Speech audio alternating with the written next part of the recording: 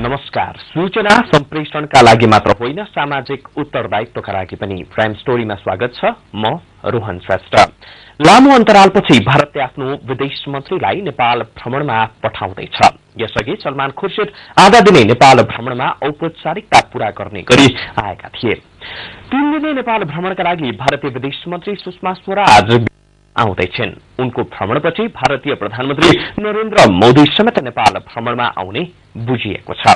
यद्यपि भारतीय प्रधानमन्त्रीको नेपाल भ्रमण मिति तय भने भइसकेको छैन। भारतीय उच्च पदाधिकारी नेपाल भ्रमणमा आउँदा के कस्ता सम्झौता हुनेछन्, दुवै मुलुकलाई फाइदा हुने कुनै सहमति होला नहोला भन्ने आम चासो पनि छ।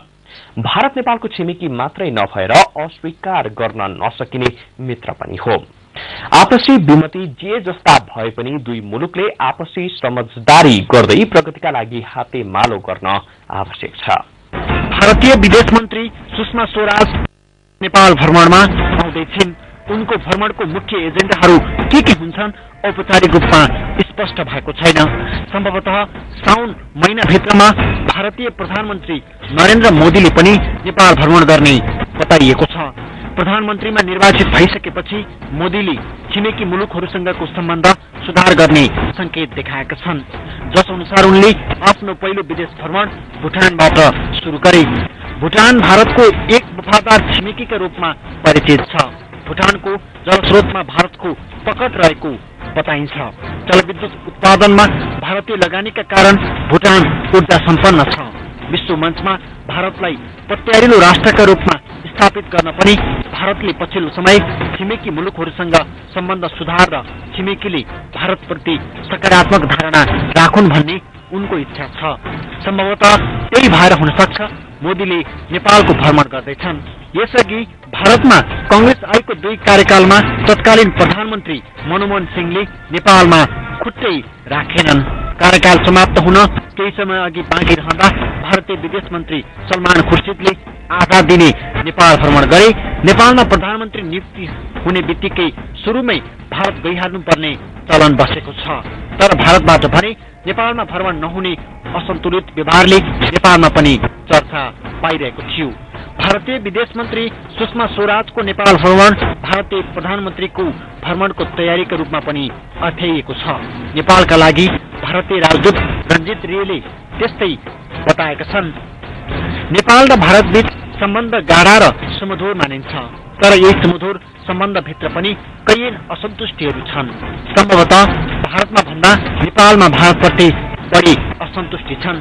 आर्थिक विकासमा प्रगति गर्दै गएको भारतका लागि ऊर्जा उत्पादन पनि एक महत्वपूर्ण विषय बनेको छ। ऊर्जा उत्पादनका लागि भारतले आफ्नै स्रोत साधन उपयोग गर्ने विकल्प त छँदैछ, त्यसबाहेक छिमेकी मुलुकहरूमा भएको स्रोतहरूलाई समेत उपयोग गर्नुपर्ने आवश्यकता छ। नेपालमा जलस्रोत पर्याप्त छ, तर नेपालसँग त्यस्तो स्रोतलाई उपयोग गर्ने पर्याप्त पुँजी छैन। भारतीय पुँजी र नेपाली स्रोतलाई प्रयोग गरेर ऊर्जा उत्पादन गर्ने र दुवै पक्षलाई फाइदा हुने गरी उपयोग गर्ने प्रयास पहिलेदेखि नै भइरहेका छन्।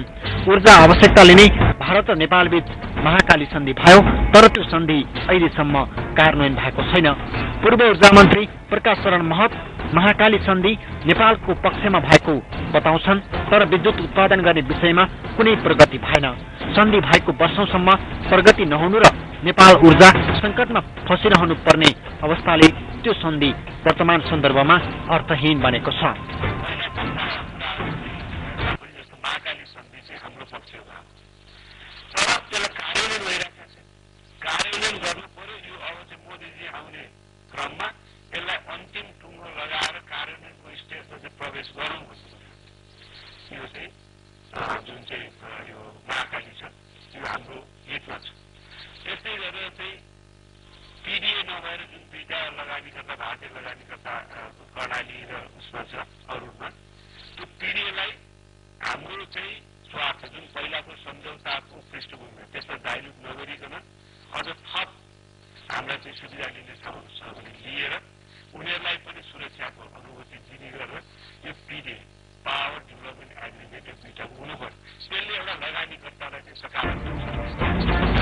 महाकाली सन्धिमा पञ्चेश्वर बहुद्देश्य परियोजना कार्यान्वयन गर्ने विषय छ, तर त्यसको अहिलेसम्म डीपीआर नै बन्न सकेको छैन। पञ्चेश्वरको खाँचो भारतलाई भन्दा बढी नेपाललाई छ। यस अर्थमा चासो पनि नेपाललाई बढी हुनु पर्थ्यो। 18 वर्षसम्म डीपीआर नबन्दा नेपाली पक्षले भारतीय पक्षलाई दबाब दिन सक्नु पर्थ्यो। भारतले सन्धि गर्ने र स्रोतलाई नियन्त्रणमा लिइरहने तर कार्यान्वयन नगर्ने शैलीको मार नेपाललाई परिरहेको छ। नेपाली प्रधानमन्त्रीहरूले यसबीचमा पटक पटक भारत भ्रमण गरे तर नेपालको चासोका विषयमा भारतीय पक्षसँग गम्भीरतापूर्वक वार्ता गरेनन्। अब नेपालमा भारतका उच्च अधिकारीहरूको भ्रमणमा यस्ता विषयले प्राथमिकता पाउने अपेक्षा गरिएको छ। नेपाल भारतबीच जलविद्युत वा अन्य परियोजनाको विषय मात्रै होइन, असमान सन्धि सम्झौता, सीमा विवाद, व्यापारका विषयमा पनि कैयन मुद्दा छन्। विपक्षमा हुँदा सीमा सुरक्षा सम्बन्धी कार्यक्रम दलहरूले सञ्चालन गरेका छन् तर तिनै दल र नेता प्रधानमन्त्री हुँदा समेत यस्ता विषयमा द्विपक्षीय वार्तामा जोड दिँदैनन्।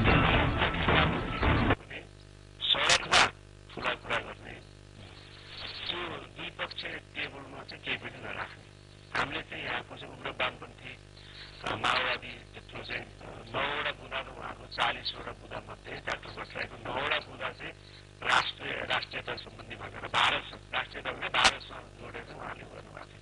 1950 को सन्धिदेखि चाहिँ यो उद्योग व्यवसायको राष्ट्रिय उद्योगपति मात्रै गर्ने यो भारतीय यो सब भनेर उहाँ नै प्रधानमन्त्री हुनुभयो नि त। प्रचण्डजी पनि प्रधानमन्त्री हुनुभयो नि त। यहाँ आन्दोलन पनि भयो। डाक्टर भट्टराईको नेतृत्व झण्डा लिएर चाहिँ बोर्डर चाहिँ बचाउ गर्ने भनेर चाहिँ त्यो पनि अभियान चाहिँ जुलुस लिएर जाने पनि भयो। यहाँ जुलुस गरेर र सडकमा विरोध गरेर हाम्रो राष्ट्रियता चाहिँ बन्दैन।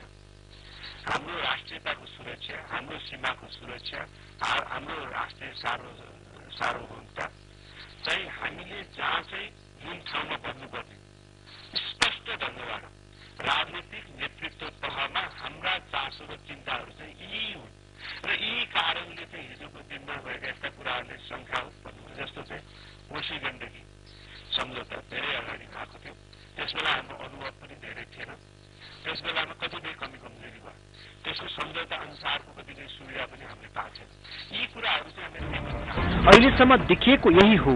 भारतीय विदेश मन्त्री र प्रधानमन्त्री नेपाल आउँदा पनि नेपाली पक्षले आफ्नो चासो विषय राख्नु पर्ने आवश्यकता छ।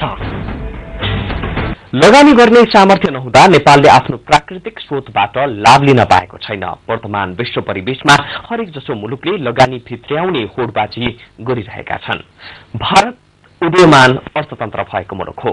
भारत विकासमा फड्को मार्ने चरणमा छ। यसका लागि भारतलाई पनि लगानी आवश्यक छ। लगानी मात्रैले पनि भारतलाई पुग्ने अवस्था छैन।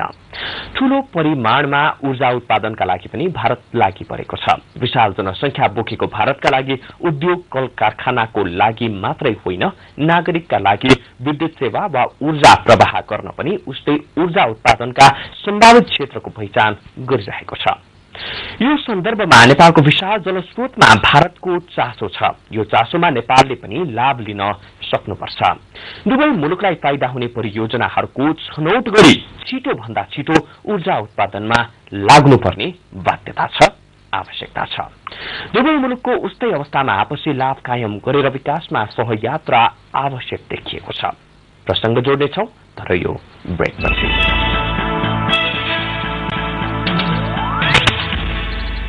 ब्रेकपछि स्वागत छ। तपाईं प्राइम स्टोरीमा हुनुहुन्छ र आज हामी भारतीय विदेश मन्त्रीको आसन्न नेपाल भ्रमण र जलस्रोतको प्रयोगमा केन्द्रित छौं।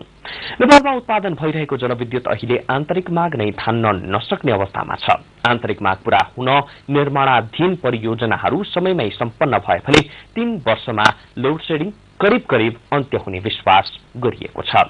आफैले जलविद्युत उत्पादन गरेर बिक्रीमा राख्न सक्ने हो भने नेपालको बार्गेनिङ क्षमता बढ्छ। तर आफैले जलविद्युत उत्पादन गर्न नसक्ने भएपछि अरूलाई लगानीका लागि आग्रह गर्नुपर्छ। लगानी गर्नेले प्रतिफल खोज्छ। त्यसै खेर गइरहेको पानीबाट विद्युत उत्पादन गर्न लगानी गर्न इच्छुकलाई प्रोत्साहन गर्ने सरकारको नीति पनि छ। यस्तो अवस्थामा नेपालको स्रोत र विदेशीको पुँजीबाट दुवै मुलुकलाई फाइदा हुने गरी सम्झौता गर्न आवश्यक छ। यसैबीच भारतले ऊर्जा व्यापारका सम्बन्धमा नेपाल समक्ष राखेको प्रस्ताव विवादित बन्यो। प्रस्तावका कतिपय बुँदा दोहोरो अर्थ लाग्ने विश्लेषण गरियो। खासमा ती बुँदाहरू के छन्, सत्य के हो, यो हेर्नुहोस्। नेपाल र भारत बीच जलविद्युत उत्पादन र साझेदारीबारे यस अघि नै सन्धि सम्झौता नभएका होइनन्, तर पछिल्लो पटक नेपाल भारत ऊर्जा व्यापार सम्बन्धी भारतले पठाएको सम्झौता मस्यौदा निकै चर्चामा आयो। यो सम्झौतामा उल्लेख भएका केही बुदाहरूले दोहोरो अर्थ दिने दावी गर्दै मस्यौदा भारतको गलत नियतले आएको टिप्पणी भयो। मस्यौदाको दफा 3 को खण्ड खमा नेपालको विद्युत क्षमताको प्रभावकारी दोहनलाई सहजीकरण गर्न र जलविद्युत परियोजनाको तीव्र निर्माणमा 100% भारतको लगानी अथवा भारतीय कम्पनी सहितको लगानीलाई दुवै पक्षले सहयोग गर्नेछन् भन्ने उल्लेख छ। मस्यौदामा उल्लेख भएको यो बुदालाई कतिपयले नेपालको जलस्रोतमा 100% भारतले मात्रै लगानी गर्न प्रस्ताव आएको टिप्पणी गरे। नेपालमा जलविद्युत उत्पादन गर्दा हरेक परियोजनामा केही प्रतिशत शेयर स्थानीयवासीलाई दिनुपर्ने प्रावधान रहेको छ। सम्भवतः त्यही भएर भारतले 100% आफ्नै लगानी खोजेको विश्लेषण पनि भइरहेको छ। पूर्व ऊर्जा मन्त्री प्रकाश शरण महतका विचारमा भारतले पठाएको प्रस्तावमा उल्लेख भएको 100% परियोजनाको हकमा मात्रै भएको हो। यसलाई अतिरञ्जित बनाइएको उनको ठहर छ।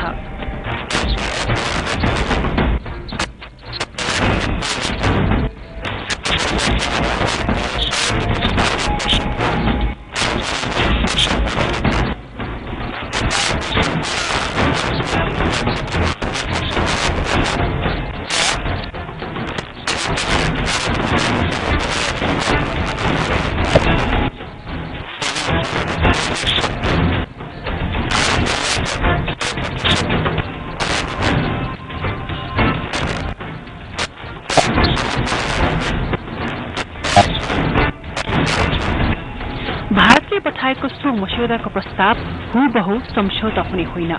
त्यसमा नेपाली पक्षले अध्ययन गर्ने, परिमार्जन गर्न पाउने स्वतन्त्रता हुन्छ।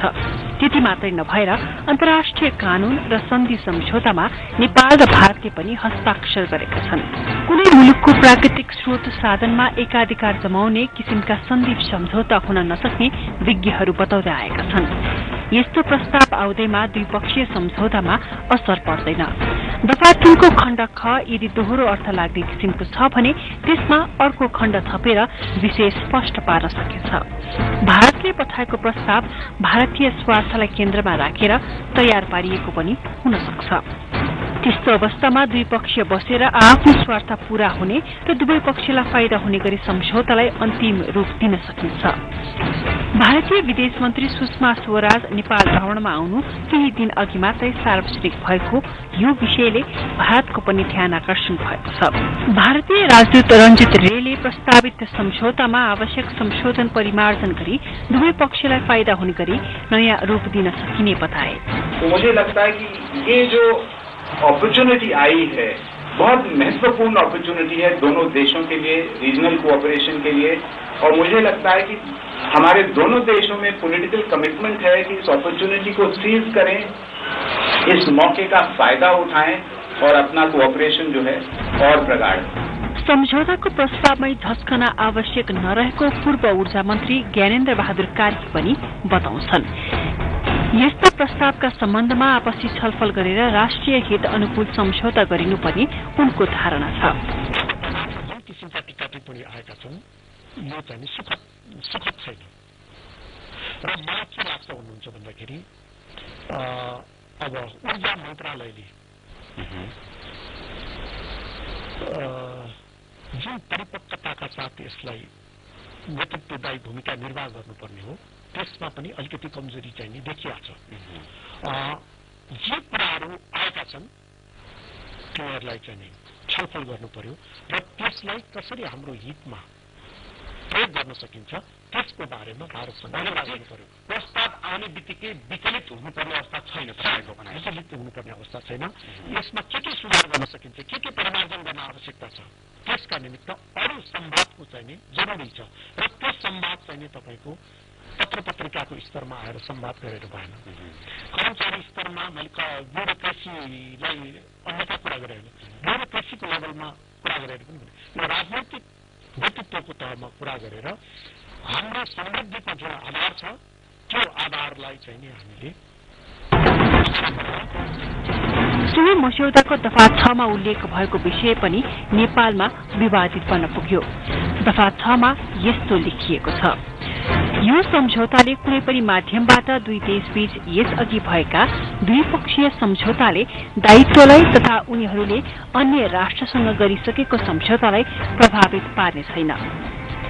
यो बुदामा दुई देशबीच यसअघि भएका द्विपक्षीय सम्झौतालाई प्रभाव नपार्ने उल्लेख गरेको छ।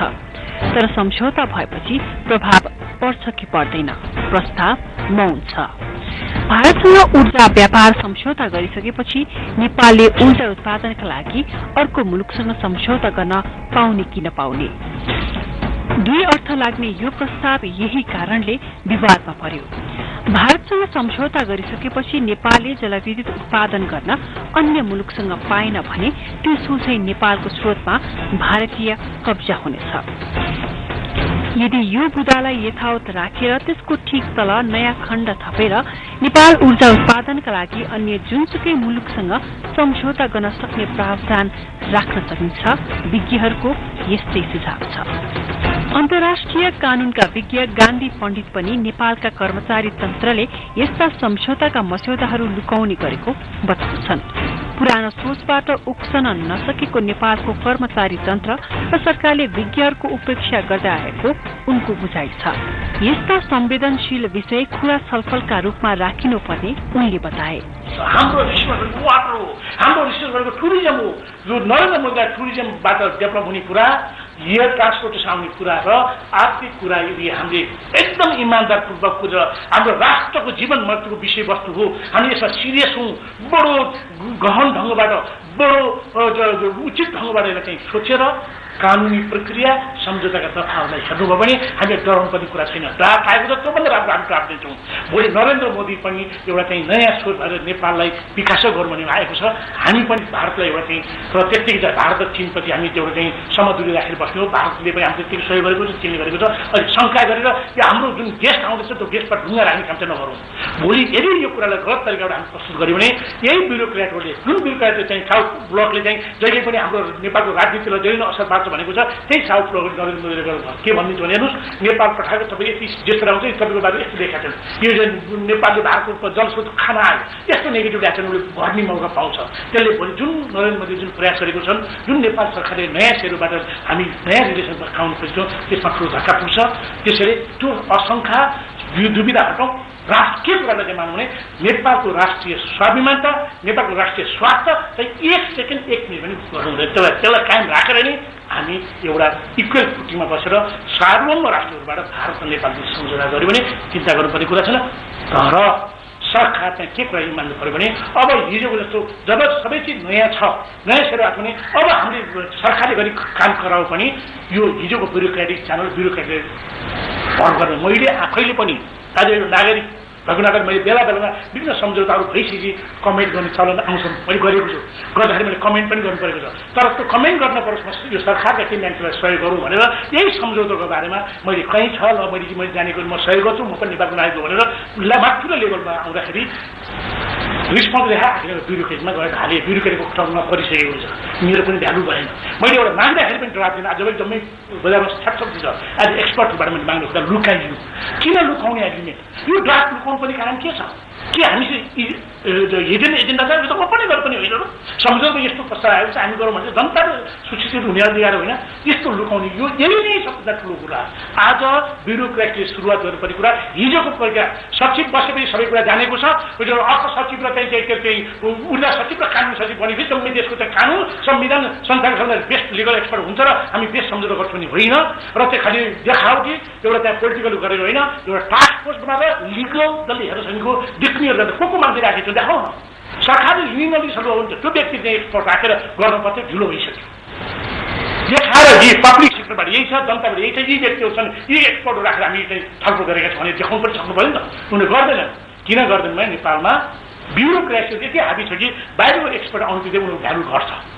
उनीहरू लिमिटेड नलेजबाट बसेका हुन्छन् बाहिर सेक्टरबाट हुन्छ अनि के हुन्छ भने भोलि त्योबाट प्रभाव पर्छ पारेर राख्नु भएको हुनाले अहिले पनि बाहिरको प्राइभेट सेक्टरको त्यहाँ राम्रोसित आउँदैन देखाउनको ल्याउँछ तर प्रभाव भनेको मिडल पोलिटिकल ओल्ड ब्युरोक्रेटिक हो त्यसले नेपाललाई कहीँ पुर्याउँदैन त्यो चाहिँ निश्चित छ भारतीय प्रधानमन्त्री नेपाल आउँदा ऊर्जा व्यापार सम्बन्धी सम्झौताले अन्तिम रूप पाओस् भन्ने भारतीय चाहना रहेको बुझिएको छ मोदीको भ्रमण सार्थक बनाउन यो सम्झौतामा भारतले चासो देखाएको विश्लेषण पनि गरिएको छ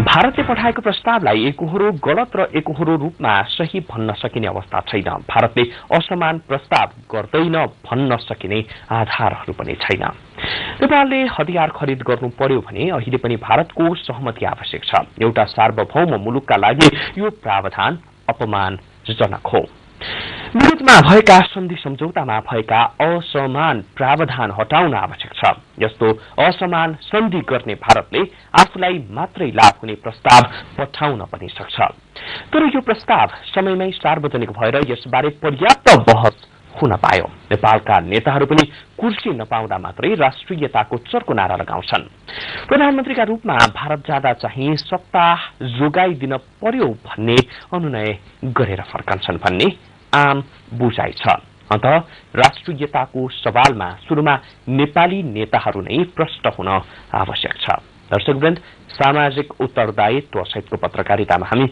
निरन्तर समर्पित रहिरहनेछौं प्राइम स्टोरीबाट बिदा हुन चाहन्छौं नमस्ते